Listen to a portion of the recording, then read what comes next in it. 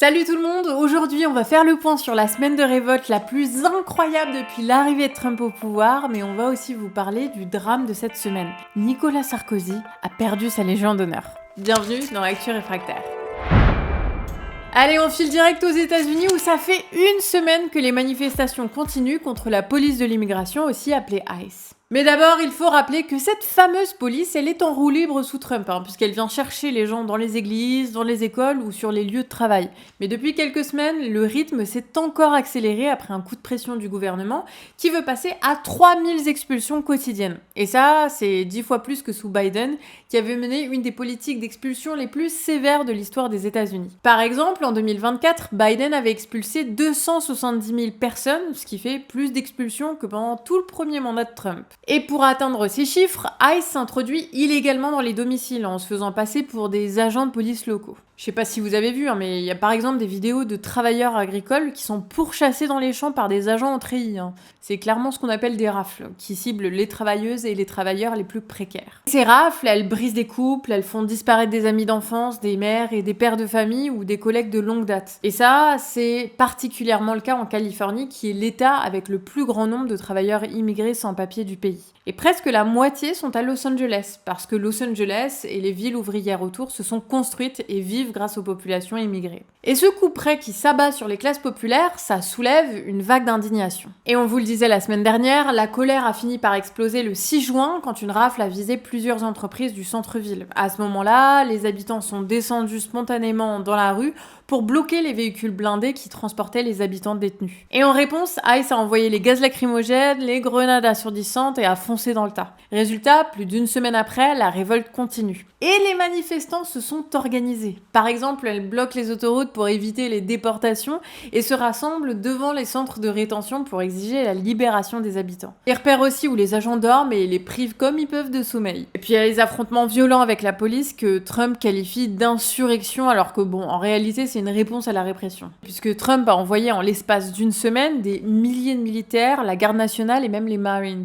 Et malgré tout, la révolte persiste et se répand même dans plusieurs autres villes comme Atlanta, Denver, Chicago, Boston, Indianapolis, Saint-Louis et plein d'autres. Même si le phénomène reste limité, c'est clairement en train de forger une génération qui brave la répression la plus violente pour défendre les siens.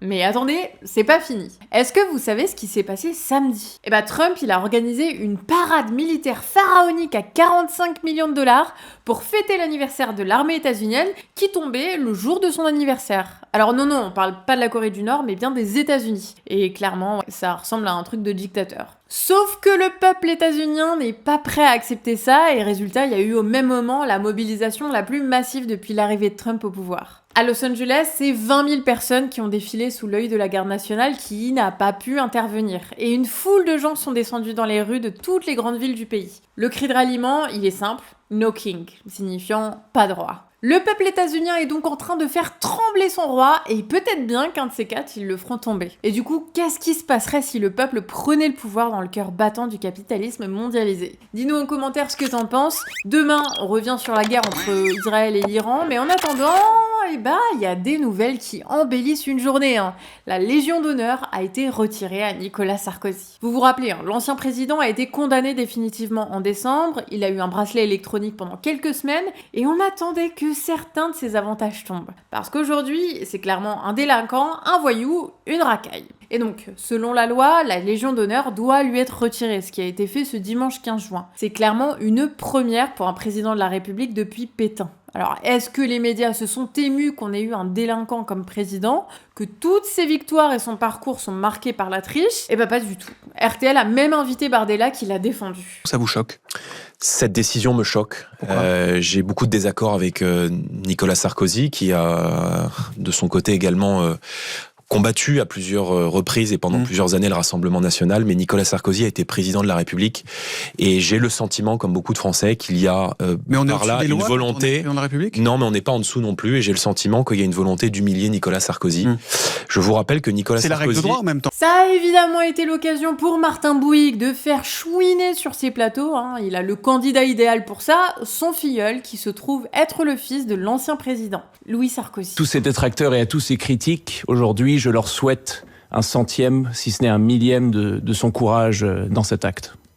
Ah pardon, c'est même pas sur TF1 ou LCI, hein, c'est sur France Info, donc payé par nos impôts. C'est clairement honteux et du coup ça nous permet aussi de parler du business que c'est, la Légion d'honneur. Alors il y a une mini prime annuelle, mais le plus important, c'est que ça donne une belle ligne sur un CV et ça permet de faire du réseau. La Légion d'honneur, comme la plupart des décorations, elle permet surtout de montrer qu'on fait partie d'un milieu, d'un entre-soi. En l'occurrence, ça témoigne d'une proximité au pouvoir, d'une place possible quand le capital et l'État se répartissent les rôles. Voir qu'Édouard Philippe, Elisabeth Borne ou Manuel Valls ont été décorés, et bah ça confirme cette place privilégiée. Et franchement, il serait temps d'en finir avec ce type de passe-droit accordé par une caste de corrompus et de corrupteurs pour cette même caste, et d'en faire une vraie reconnaissance démocratique de l'honneur de personnes vraiment honorables. Et ça implique aussi de questionner notre propre rapport aux médias, à l'information, aux plateformes, parce que pendant que certains censurent RT, et bah d'autres continuent de faire des affaires avec les mêmes élites qui propagent la guerre et qu'ils prétendent combattre. À toi maintenant, est-ce que tu penses qu'il peut y avoir une vraie lutte contre la propagande sans remettre en cause le fonctionnement même du capitalisme? Est-ce que c'est aux États de gérer l'information ou aux classes populaires de construire leurs propres médias? Bon, voilà, c'est tout pour aujourd'hui. Cette Actu Réfractaire, elle a été écrite par Nico et Émeric, la miniature c'est moi, le montage Monteur Décolonial et la diffusion Betsy, sans oublier Antoine qui répondra à vos commentaires. Et si t'as trouvé utile, n'hésite pas à partager cette vidéo et nous on se retrouve demain pour la prochaine Actu Réfractaire. Prenez soin de vous. Ciao.